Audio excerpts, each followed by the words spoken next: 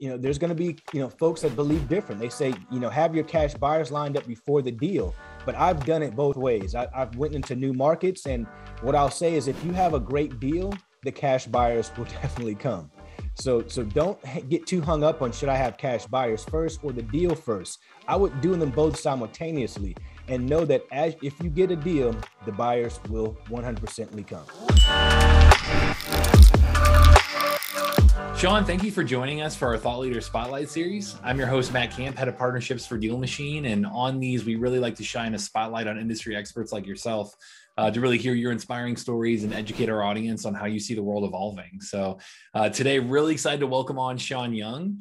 I know you were laid off in 2016 and you were, a really well-paid sales exec and transitioned from that, that experience into full-time real estate investing. Now you're up to close in 75 to 100 deals per year. And then you also coach dozens of students to do the same thing. So really excited to dig into everything on your journey to get, through all of that, Shaun, and welcome on. Matt, I'm excited to be here. I'm excited to speak to your audience, brother. Let's go. Yeah, always, man. Well, I know you started, 5 years ago in the real estate, 5-6 years ago in the real estate investing world. But it would seem like quite a journey, transitioning into that. Can you maybe tell us more about your background and how you got started here and how you overcame things like, going through being an experience like getting laid off? Sure, guys. Well, what happened was I was working at I worked for an international company, and it was we sold software queuing technology. If you go into a doctor's office or DMV and you pick that ticket and it says, now serving ticket 104 at window, well, I sold that technology, right? And I was hired directly by the North American CEO. A few years into the company, the owner of the company in Sweden decided that he was going to change the entire North American landscape and replace the CEO with someone that was from America. So that CEO replaced the entire sales team, the entire project management team. It didn't matter what you were doing or how you were producing. And I was in the top 3% of sales producers in the country. So I thought, I had a pretty comfortable, secure job, right? As a lot of us out here probably think. It was a healthy 6-figure, sales job. But just like that, guys, in one day, I went into the office, we had a meeting, and I was out of work. So just like that, my whole identity, which was tied to that job, was kind of pulled out from under me. And I was given a severance package. And I said, hey, you know what? I'm never going to be in this predicament again. I'm going to take my future into my own hands and make something happen. Hey, how did you, so going through that in that mindset, do you have any tips especially for newbies as well? I know we speak to quite a few people that are looking to do that first deal. They might have a good daytime job, but realize that they want to be their own boss and do their own thing. What kind of advice and mindset do you have for them, to jump into this? Well, first thing, guys, before you even get started, mindset is crucial. It is critical before you get started in our business that you have a positive mindset. We all deal with negative self-talk on a daily basis that we have to overcome and, fight through daily. But in this industry where you have to reach out to folks who've never heard from you before, you're cold calling people, that can be pretty tough. That can be pretty tough on your spirit, on your, just to have that energy to keep doing that and do your 9 to 5. So what I'm going to tell you guys is prepare to embrace the suck. And what that means, guys, is don't look for the easy way. Prepare to know that it's going to be tough. And there's a quote by Bruce Lee that says, don't pray for an easy life. Pray for the strength to deal with a difficult one. And that's what I will tell you going into our business. That is the most solid piece of advice that I could give you. There's a lot of folks out here that make it seem like this is a fly-by-night, get-rich-quick, overnight type of business. And it's not that, guys. This is a true business, and you have to view it as such from the moment that you started out and the moment that you get started, so that you continue on that process, looking at and viewing this as a business and not a get-rich-quick opportunity. 100%. Yeah. So whenever we're making that transition, where did you start? And looking back, what would you have done differently, you think? Great question, man. The way that I got started was I took my severance package, and if you guys, I'm sure you all have heard those late night commercials that they may not have them on too much that right now it's mainly on the internet, but it was a commercial that said, here, come and learn all about real estate at this hotel in downtown Atlanta. So I went to that event, and it's about an hour long. He's about 1,000 of us in this hotel conference space. And at the end of the event, they said, hey, now, if you want to get started, head on to the back table and get started with our guys. So $15,000 in, 1 year later, I had not even gotten close to doing a deal.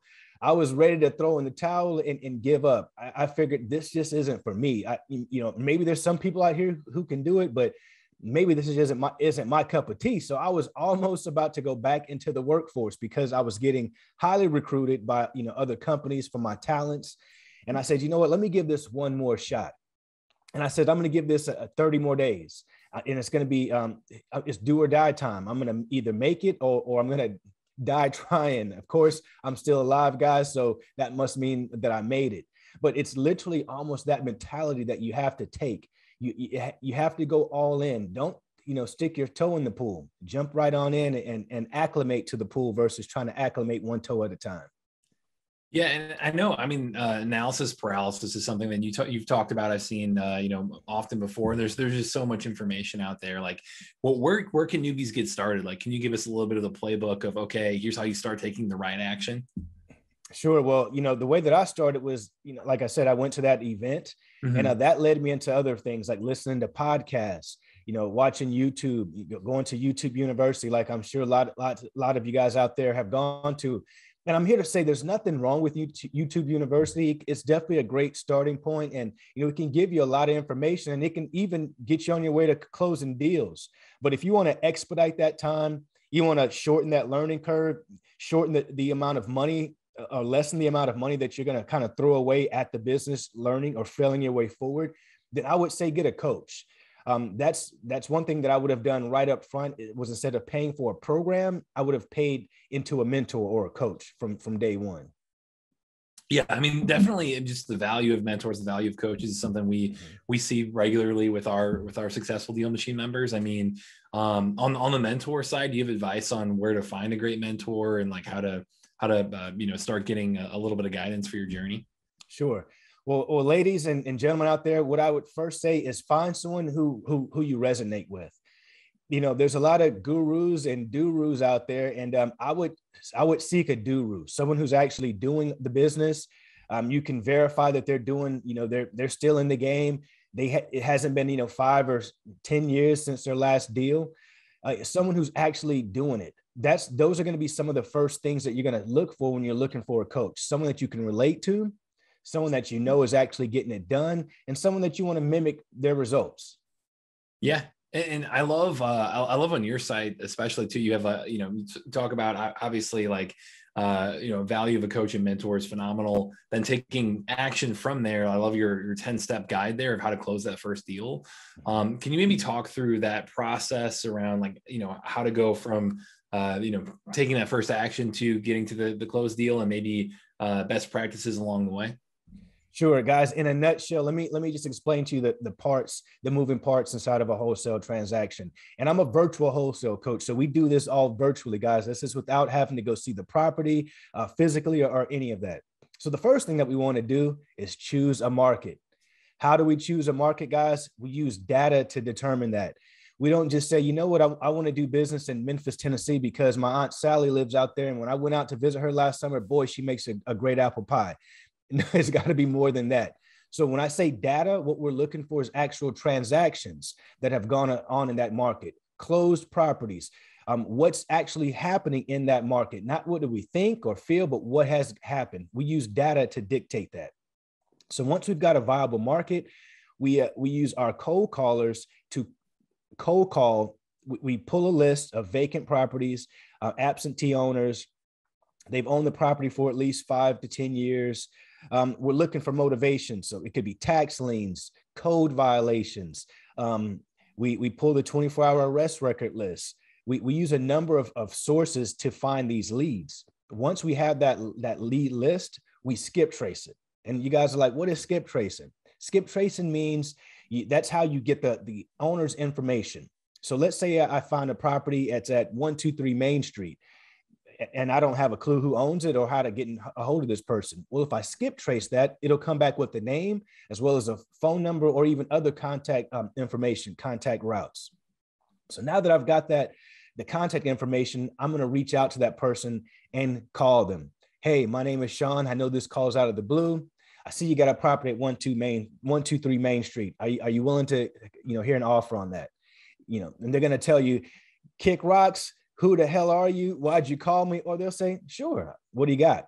And you go from there, guys. So after you've got that after you've got that person on the phone, next thing you want to do is negotiate, guys. You want to negotiate that price, get a fair price for you and for that seller. And the key that you want to remember here is that you're not trying to convince anyone to sell you their property. You're not trying to convince anyone to be motivated. You're looking for motivated sellers, and you're coming in as a solution to solve those problems.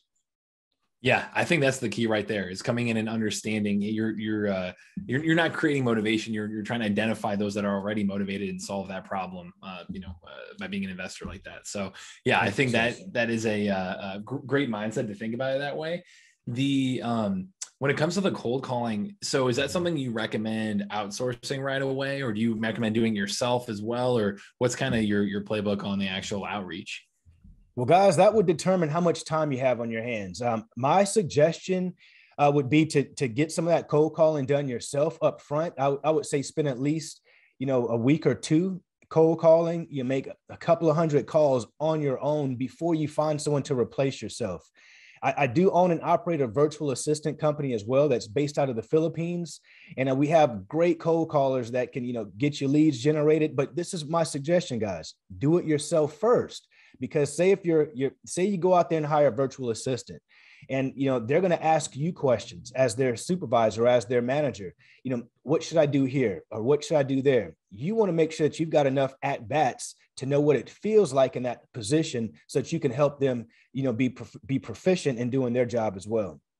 For sure. Yeah. And for getting those leads, I mean, obviously we're a pretty big proponent of pulling the list or driving for dollars and whatnot. So definitely can be a helpful resource there. But then going from there, I mean, we see our most successful DealMachine members, they're doing a combo of those cold calls, the direct outreach methods, a text and email, something like that, a door knock, and then direct mail, they'll follow through that way. So just a few best practices that we're seeing. But yeah, do you think, I know you said you want to have at bats already yourself, but do you have any other tips on managing cold callers and how to, hold people accountable and how to make sure that you can, effectively outsource that part of the business? Yes. The main thing that you guys want to do is you want to come up with KPIs. What does that mean? Key performance indicators. You want to reverse things. You want to figure out how many calls does it take to get you a lead? How many leads does it take to get you a deal? So what we have found is that on average, it takes us about 200 to 500 calls to get a lead. And then it takes us about 25 to 50 leads to get a deal. So what you want to know from day one is your numbers, guys. That's how you're able to scale your business, is by understanding your numbers. Yeah. And then once you actually have them on the phone, or once you're, either you personally or your cold callers have them on the phone like that as well, do you have any tips on negotiating as a newbie? Do you have any advice there on, just because I know you guys are great at that process too? Sure. Absolutely, guys. What you want to do up front is build rapport. You've got 2 ears and 1 mouth for a great reason, guys. So make sure that you're not on that phone sounding like an infomercial trying to sell yourself. Hey, I can buy your house. I can do that. I can do that. You want to find out what is the reason why they're even wanting to talk to you in the first place. Remember, guys, we're here to solve problems, and these folks actually really need our help. So figure out how you can solve their problem. Awesome. Yeah. And then, through that process too, say you have, the contract side of the deal, to assign that to a cash buyer. Can you maybe give tips there on how to go through that process, how to find cash buyers, that type of stuff? Sure, guys. There's two methods for that. If you're new to a market, what I would do simultaneously while you're looking for great deals to sell to your cash buyers is I would also be looking for cash buyers to reach out to say, hey, if I find a deal, I see that and the way that you do that is through using the data. If you use different tools that are out there to figure out where the transactions are taking place, it will also show you who are doing those transactions, whether it's an LLC or whether it's an individual who's buying these properties. So the same way that you get that name and skip trace it to call potential buyers is the same way that potential sellers is the same way that you gather the information to call potential buyers. So you just reach out. Hey, my name is Shaun. John, I see that you bought a property a month ago at 124 Main Street. Are you still looking for properties in that area? Oh, awesome. How many are you looking to buy this year? Okay. Well, what's your buying box? Is it, are you looking to spend about, 200 or less and all in? You ask basic questions like that so that you have a pool of buyers to solicit those contracts to, but it's not necessary up front. And there's going to be, folks that believe different. They say, have your cash buyers lined up before the deal, but I've done it both ways. I've went into new markets. And what I'll say is if you have a great deal, the cash buyers will definitely come. So don't get too hung up on should I have cash buyers first or the deal first. I would do them both simultaneously and know that if you get a deal, the buyers will 100% come. Yeah, that's if the numbers make sense. Great tip there for sure. Yeah. Do you want to walk through that maybe in terms of evaluating a property and how to come to that number? Sure, guys. The way that we come up with comps is we take when we're dealing with sellers, and we're dealing with buyers. Those are two sets of comps that we come up with. When we're dealing with sellers, what we want to do is we want to take the lowest 3 comps in a particular market. So what do we mean by comps? Those are comparables. Those are properties that have sold within a half a mile to a 1 mile radius of the target property that we're looking at. And they have to match bedroom size within the same square footage. So it's similar properties that have sold within, again, a half a mile to a mile radius. Once you get those properties, guys, you want to find the lowest 3 comps. So let's say there's one for 20,000, 30,000, and 40,000. You add those together, divide it by 3. Now that gives you what's your starting point. It's an ARV. It can be used as an after repair value. That's the way that you want to, that's what the ARV stands for, after repaired value. So now that you've got that number, the metric that we use is we multiply that by 70%. After you get that number, you take out your estimated repairs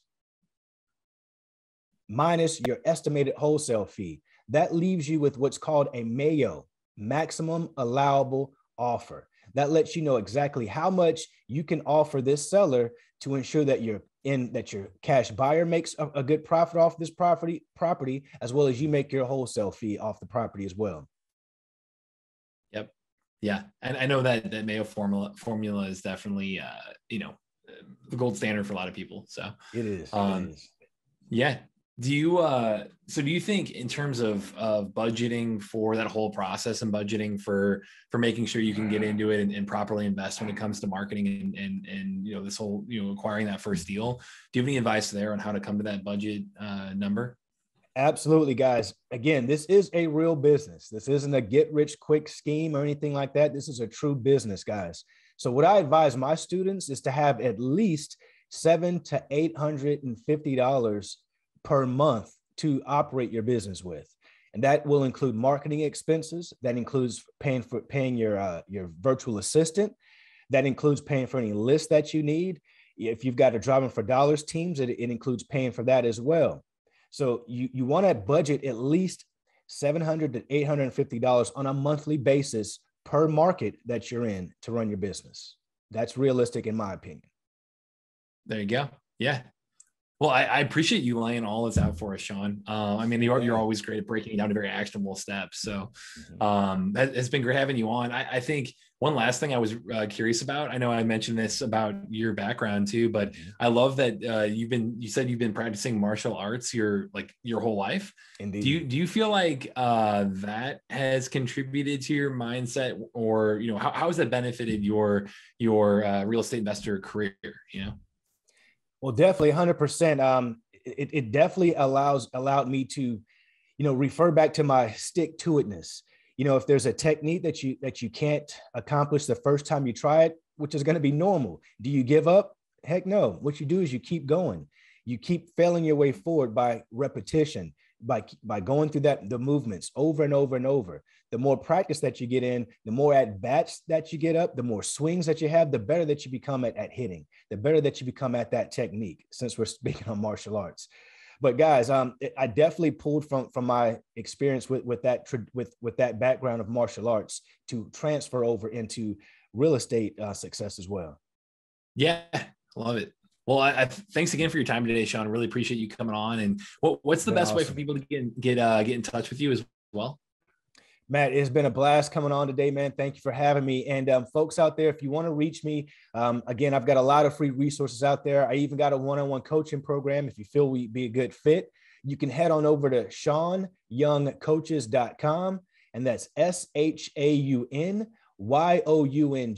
coaches.com for free tips, free information, and to schedule a call with me today.